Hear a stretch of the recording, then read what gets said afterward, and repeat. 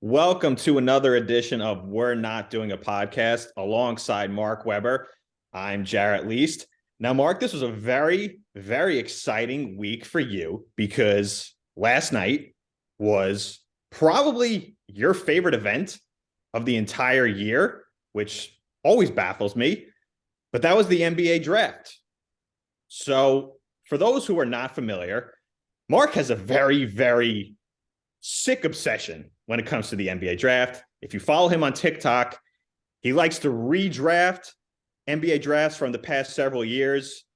It truly is a fascinating watch if you want to see Mark Weber redraft some previous NBA drafts. So, Mark, fill in the audience. What went into your preparation for preparing for last night's NBA draft? It's not really a lot of preparation, I would say. It's not like I'm out there crunching notes and watching tape like some others are, but I do love the NBA draft. The NBA draft and the Hall of Fame announcement day are pretty much how most people view Christmas as. I, of course, am Jewish, if you couldn't tell, so I do not know what Christmas is like, but I can imagine that it is half as great as the NBA draft and the Hall of Fame announcement day. So for the draft preparation, the biggest thing that I actually do that's really quite sad is usually on a few weekday nights and weekends during the NCAA tournament, or usually right when it's beginning, I look at Tankathon's big board of all usually 75 players that they have that are college players, look at their statistics, and then I create a statistical model. And that is how I rate NBA players, future NBA players for the draft, and that is how I view most of my value selections. This draft had a lot of value selections. There was a lot of teams that made some really good moves. Unfortunately, not for the Knicks because they, of course, did not have a pick in this draft. They traded out for the first time before the draft since 2016. So draft was incredible as always. Teams are finding great value except for the Houston Rockets, but that's for a different podcast. So you actually led me right into what I wanted to ask you. The Knicks didn't have a draft pick in this coming draft because they traded their first round pick to the Portland Trailblazers, in which they acquired Josh Hart. So, Mark, were you disappointed that Leon Rose wasn't able to swing a deal last night to get back into the first round and make a selection? I sadly put way too much thought on this. And I thought of the following. I'm disappointed that the Knicks didn't have a draft pick because it makes the draft more fun. You're kind of looking forward to that pick for the whole night. But then in a way, I'm also glad because I could concentrate on all the other picks without getting distracted. However, it does show where the Knicks are, that it's not pressing for them to need a draft pick. Look at 2012. They didn't have a first round pick. They had a second round pick, which they pretty much got a stash player from some guy from Greece, pretty much. And then the following season, they won 50 games and made it to the second round. So I think the Knicks are in a position where they don't need that draft pick, and that's kind of a good thing. The question is, should they have maybe finagled a way to get in for a veteran player? Because that is the bigger need at this time, which sounds crazy to think a year ago. And the other interesting thing is also, it just, like you said, it doesn't make sense for the Knicks to use a first round selection on a rookie because realistically, with the way this current roster is constructed, do we honestly think Tom Thibodeau would play a rookie significant minutes with the way this roster is? He's not even playing Obi Toppin, who's been on the team for quite some time now. Exactly. He's not playing Obi Toppin, and that's a whole nother discussion because it was reported by SNY's Ian Begley that if they can't find significant minutes for him in the coming season, that they'll look to find him a new home, which it's the Knicks right now, they're just in a very weird situation because they don't really need to use draft picks on a rookie.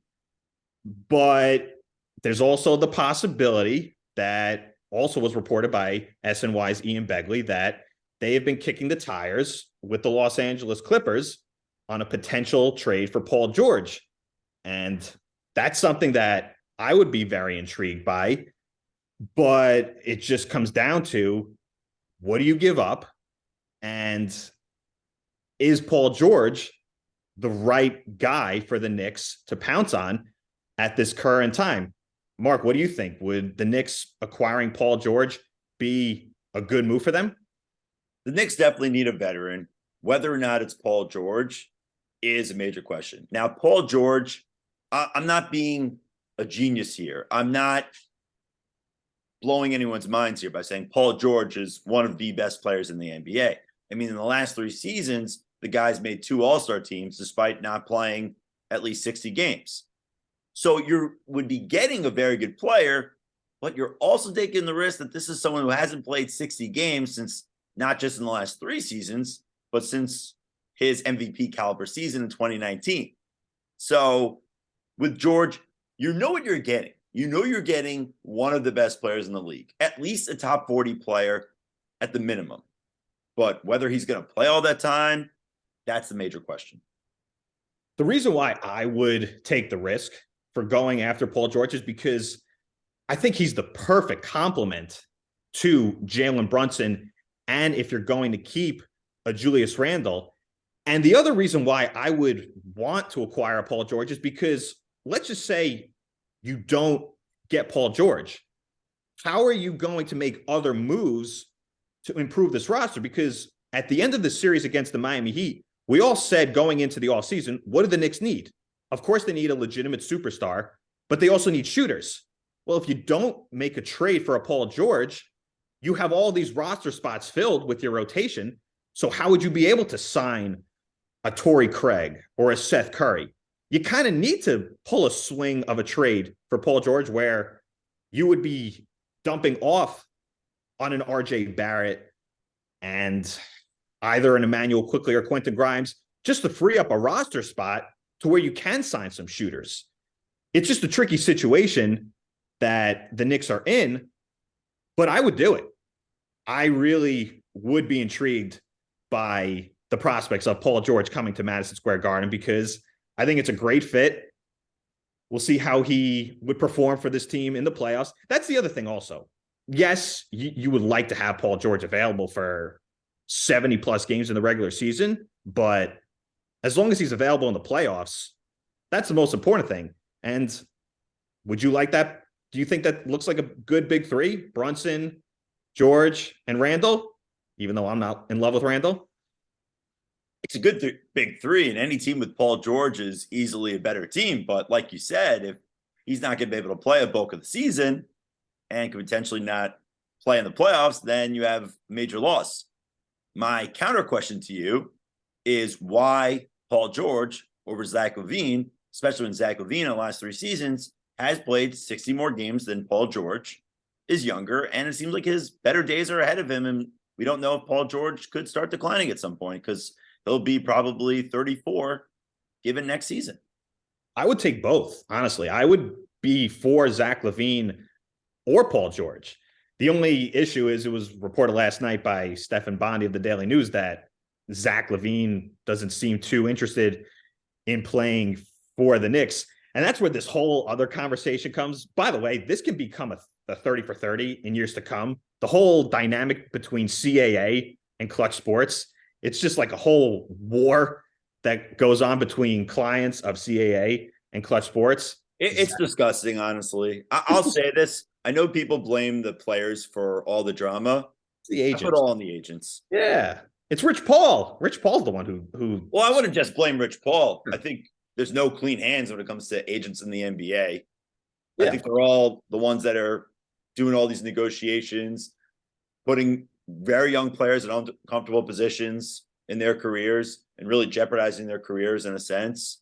I think that's the issue. And the fact that we have to say whether this guy is a CAA client or not for him to be a Knick is just ludicrous. Yeah. It should not come down to that. I mean, we already have in sports where the Yankees and Red Sox aren't going to make a high-profile trade. So you have those big rivals.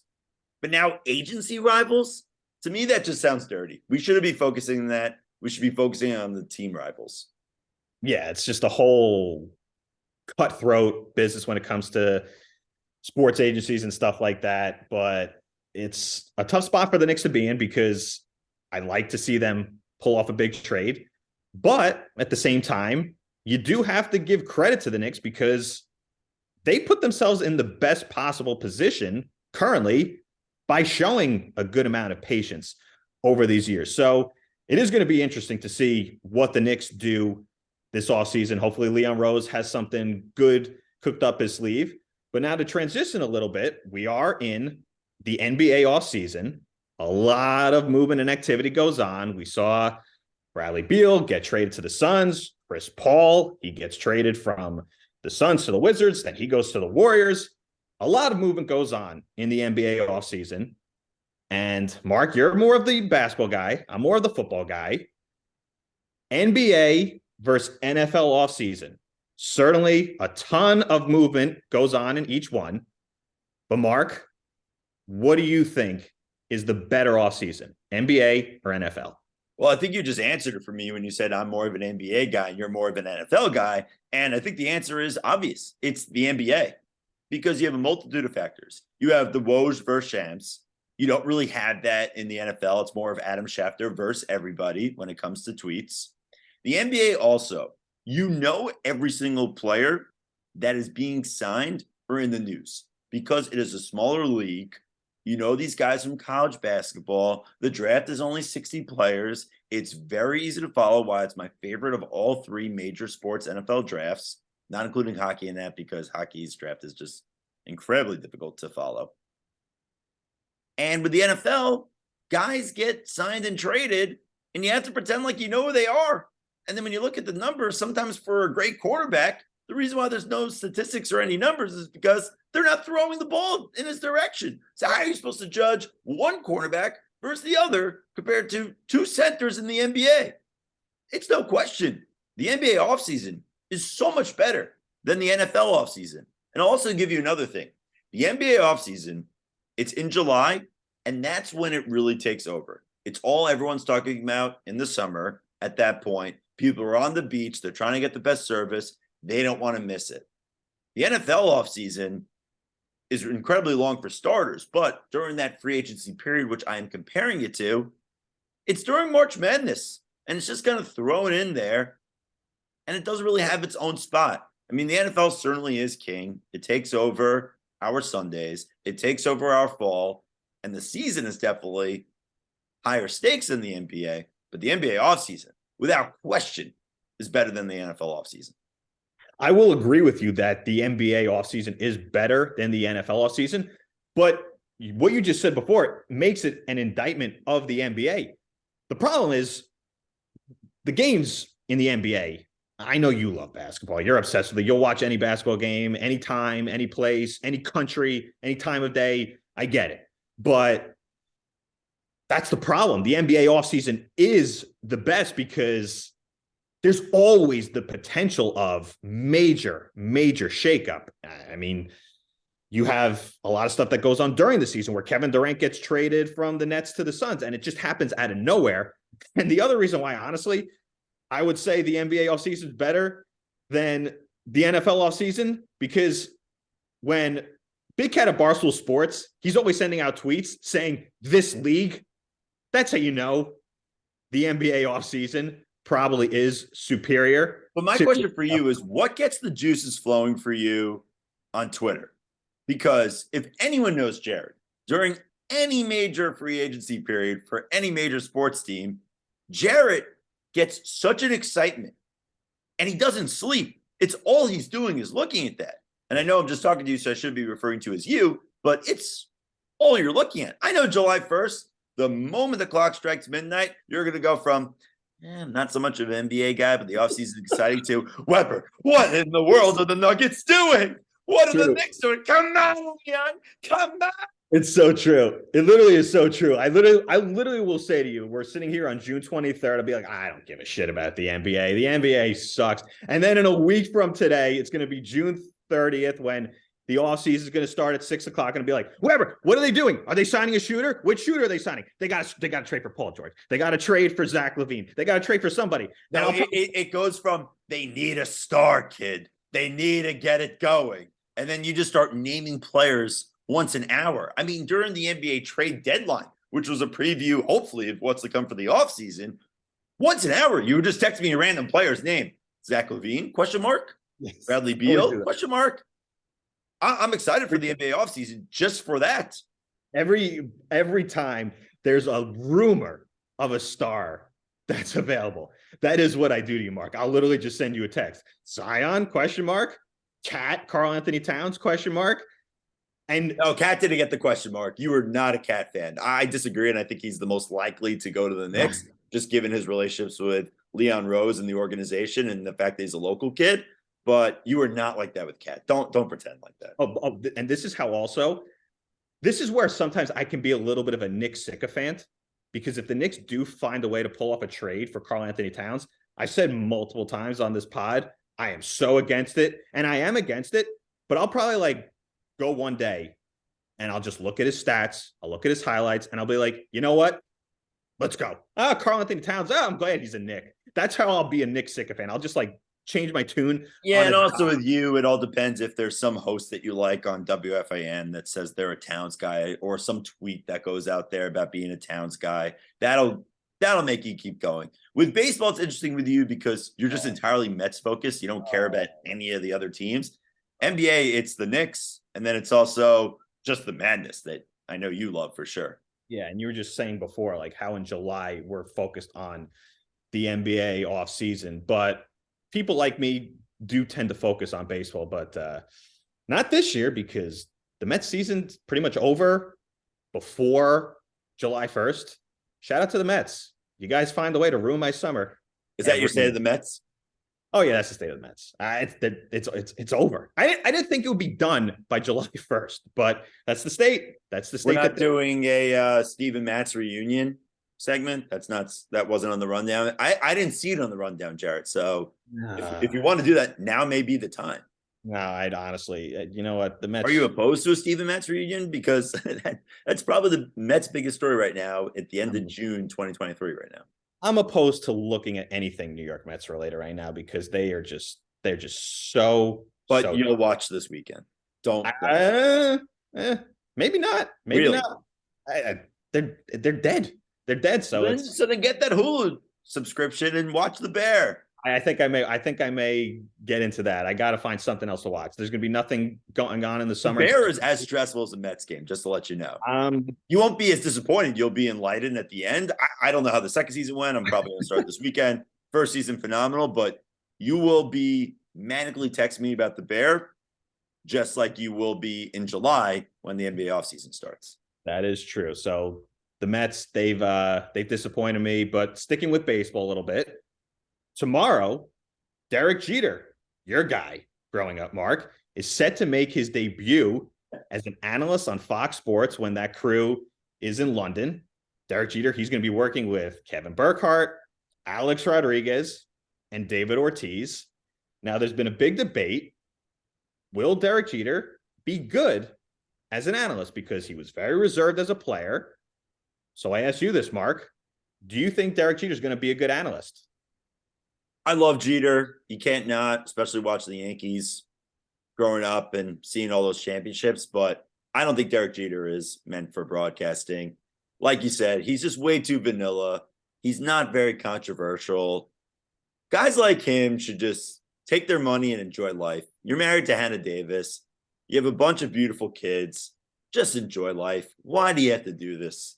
It's going to be interesting to see him and A-Rod, and A-Rod is definitely more fit to be a broadcaster than Derek Jeter, because A-Rod has a better personality, and A-Rod really loves the game of baseball, has a very childlike enthusiasm over the game, which really carries over well. And there are people that aren't the biggest A-Rod fans on the air. I personally am a big fan of him always, on and off the field.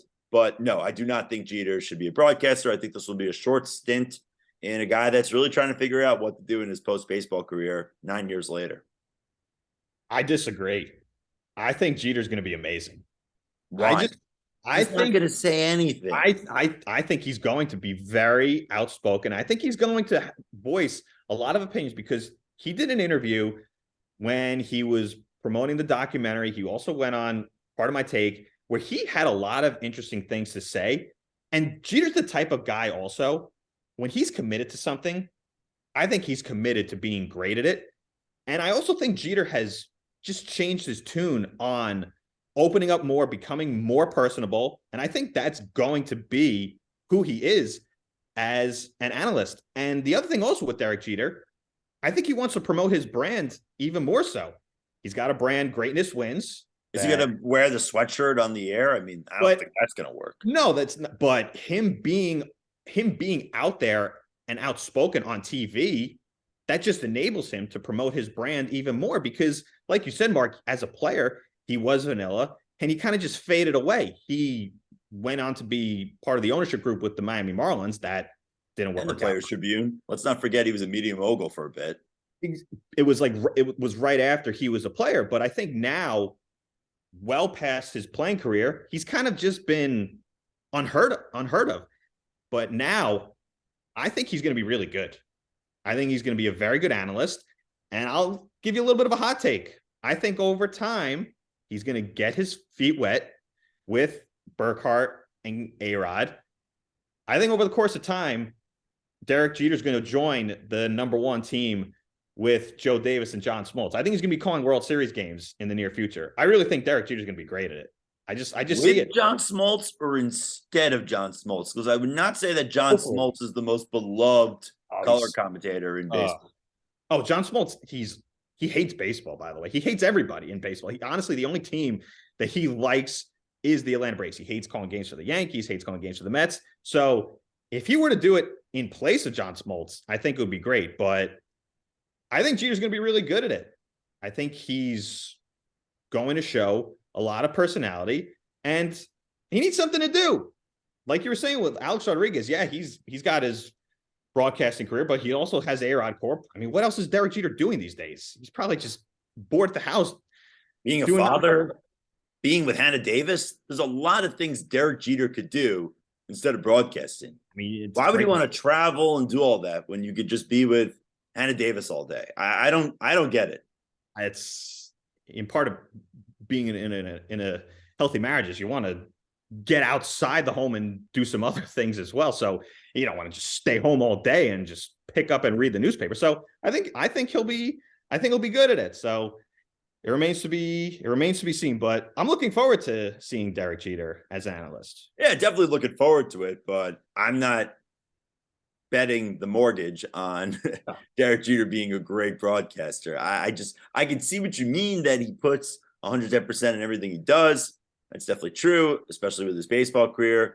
Whether or not he has the personality to keep up with it and whether he'll love doing it over time seems a bit questionable. I know he's had some great interviews during his ESPN documentary. He had that great take where he said, and in the part of my take, he also said this, where he said if he lost to the Mets, he wouldn't be able to show his face in New York City. I think every now and then he'll have an interesting soundbite like that will get some juice, but whether he'll be up there with the likes of Alex Rodriguez as an announcer, I don't know. But A-Rod and Jeter, always competing against each other. One of the greatest rivalries of all time. Who knows? Maybe it'll be the baseball version of Chuck and Shaq. Probably not, but that's an insane proposition. It won't. That'll definitely not happen. But I mean, those two are the greatest at what they do, going at each other. But it'll be interesting to see how Derek Jeter does as a broadcaster. Now, moving on to our favorite segment of the podcast, with it or not with it. There's been rumblings that there could be a potential cage match between Elon Musk and Mark Zuckerberg. Mark Zuckerberg seems all in on getting this set up. Elon Musk is not opposed to this. Mark, would a cage match between Elon Musk and Mark Zuckerberg be with it or not with it? And I'll also ask you this question to boot. Would you pay $100 if this was on pay-per-view to watch this fight? I think it's definitely with it. Do I think it's going to happen? Of course not. I mean, we know what's going to happen. Elon's going to be just moving the fences, and he's going to have all these different quips. He's going to add in all these different things. It's just going to make it impossible. Everyone's going to lose interest, including Mark Zuckerberg. Would I pay to watch it? Of course. Everyone's going to be interested in this. So the richest people in the world fight against each other. They're the two biggest dweebs in the world as well. So that's going to be hilarious. The question that I'm curious about is who would win the fight? I was going to say, everyone's been saying Mark Zuckerberg would win because he does some jujitsu. I think Mark Zuckerberg would win it because he just has psychopath qualities to him that, like, if he got There's a lot of pent up anger in Mark Zuckerberg. That seems for sure. I mean, the guy created Facebook supposedly, according to the social network, because he got dumped by a girl that went to Boston University. It's there. He's got that dog in him, definitely for sure. He definitely has that dog in him. And look, Elon Musk is definitely the bigger guy. He looks like the stronger guy. But Elon Musk is. Are we sure he's strong or he's just the bigger guy? He's probably the bigger guy. That's a good point. He's the bigger guy. And the other thing with Elon, it's just he would just go into the cage like he'd be laughing it up. He'd be like, "Oh, this is fun. Let's fight." Whereas Mark Zuckerberg will just be like slapping his face before he got into the cage, where he would definitely win that fight. Who do you think would win? I think you would agree. I think it's Zuckerberg. Zuckerberg's obviously going to win. I mean, like you said, he has that pent-up anger that's definitely there. Elon Musk also, what we didn't mention was that he gets out all of his anger on Twitter. I mean, anytime he's angry about anything, anytime he has thoughts on anything, he's tweeting about it. Zuckerberg can't do that really because his investors would go absolutely bonkers if he was just posting Facebook statuses or Instagram stories about how angry he was at the world all the time. It's a lot different story. And it's kind of funny that what no one's talking about is that Friends previewed this. There's an episode where Monica was dating Jon Favreau, who was an incredibly wealthy tech entrepreneur who had a dream of being the ultimate fighter. And how did that go? Pretty terribly. He got beat up and he lost Monica Geller. So that's double loss for sure. It would definitely be interesting. Now, to put you on the spot now, to our audience, Mark, you and I, we love each other. But let's just say, hypothetically, you and I were to get into a cage. Who would win that fight? Easily me. Why do you say that? I was the one that I don't want to pull the I had a younger brother thing, but I had a brother that I got a lot of practice with. I did take karate lessons as a kid. I don't know. I would like to say me. I think it'd be weird for me to not choose myself in a fight. There's a lot of things I would choose other people over myself for in life, but I think in a fight, I guess I would never do it if that would boost the podcast viewings potentially, but something that I don't think is necessary. I always said I would love to see you in a fight with someone because you have that rage from watching the Mets and Jets all these years. And I think you have this no quit attitude when it comes to that rage that would make it worthwhile. My dream is for Jared to be in a cage match. If Elon Musk back out, put in Jared Lease. Mark Zuckerberg, if you are listening to this, if Elon backs out, I want Jared in there. I don't know if Jared will have the same effort because he doesn't have a rage against Zuck. Yes. But someone that Jared does, potentially Daniel Vogelback, potentially Billy Epler, then we have a fight on our hands. I'd pay $200 for that, not just $100 for that one. Well, that's the key for me. If I were to fight someone, it would have to be this built-up rage where I would just have no quit in me, where I would just not take defeat. Where if I got into the cage with you, I would just walk away. You would win in a fight against me because I love you. I would just be like, I don't care. And you would be the guy with the two eyes just like barely in socket going, I didn't hear no bell. I didn't hear no bell. Come on, let's fight. That would be you.